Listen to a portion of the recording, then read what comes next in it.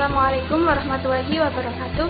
Perkenalkan, nama saya Mufidah Nazila Tusada dengan nomor NIM 060203200038. Saya perwakilan dari kelompok 7 yang akan mempresentasikan mengenai standar operasional prosedur atau bisa disebut dengan SOP dalam implementasi sistem penjaminan mutu internal. Adapun rekan saya bernama Maya Eljiani, dan di sini saya akan menjelaskan apa itu pengertian dari SOP dan juga bagaimana pentingnya SOP dalam penjaminan mutu internal. Baik, selanjutnya yang pertama saya akan menjelaskan terdahulu apa itu pengertian SOP.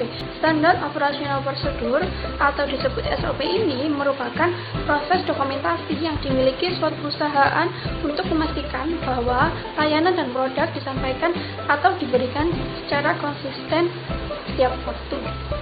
Secara sederhananya, suatu petunjuk secara tertulis yang memaparkan mengenai langkah-langkah kerja atau bagaimana cara melaksanakan kegiatan dengan rutin. Selanjutnya ada pendapat standar operasional prosedur menurut para ahli, yaitu yang pertama menurut Laksmi.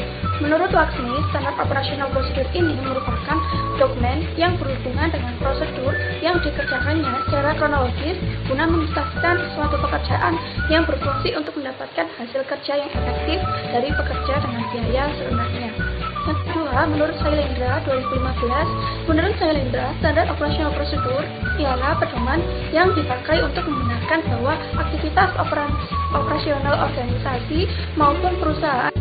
Jadi, jika suatu standar operasional prosedur diterapkan secara baik sesuai prosedur yang ada oleh suatu perusahaan misalnya, maka perusahaan itu akan dapat baik. Setelah saya menjelaskan apa itu pengertian SOP, selanjutnya saya akan menjelaskan pentingnya SOP dalam penjaminan mutu internal. Di sini dapat disimpulkan bahwa pentingnya SOP dalam penjaminan mutu internal ialah sebagai pedoman memudahkan pelaksanaan kerja dalam menjamin kualitas internal sekolah, sebagai dasar hukum kualitas sekolah, dan sebagai tolak ukur kedisiplinan dan hambatan informasi kualitas tentang bagaimana keadaan internal mutu sekolah. Saya Eldiani dengan NIM 0604032086. Jadi pada kesempatan kali ini saya akan melanjutkan presentasi dari teman saya, yaitu mengenai jenis-jenis SOP dan langkah-langkah dalam penyusunan SOP. Baik, langsung saja yang pertama yaitu mengenai jenis-jenis SOP. Berdasarkan jenis-jenisnya, standar operasional prosedur ini atau biasa disingkat dengan SOP terbagi menjadi beberapa bagian. Yang pertama yaitu berdasarkan sifat kegiatan. Nah, berdasarkan sifat kegiatan ini, SOP terbagi menjadi dua, yaitu SOP teknis dan SOP administratif. Untuk yang kedua yaitu berdasarkan cakupan dan pesanan kegiatan. SOP ini terbagi menjadi dua, yaitu SOP makro dan SOP mikro. Kemudian untuk yang ketiga, SOP berdasarkan cakupan dan kelengkapan kegiatan itu juga terbagi menjadi dua, yaitu SOP final dan SOP parsial. Kemudian yang terakhir berdasarkan cakupan dan jenis kegiatan. SOP ini dibagi juga menjadi dua, yaitu SOP generik dan SOP spesifik. Baik, untuk selanjutnya yaitu mengenai langkah-langkah penyusunan SOP. Jadi dalam penyusunan SOP tidaklah serta-merta langsung ditentukan, melainkan semua itu akan ada prosedur-prosedurnya.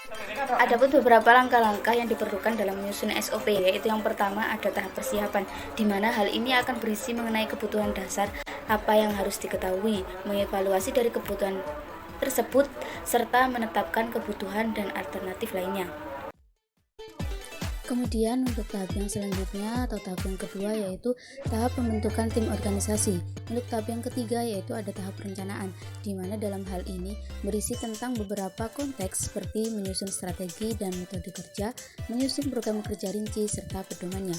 Kemudian yang terakhir yaitu ada tahap penyusunan.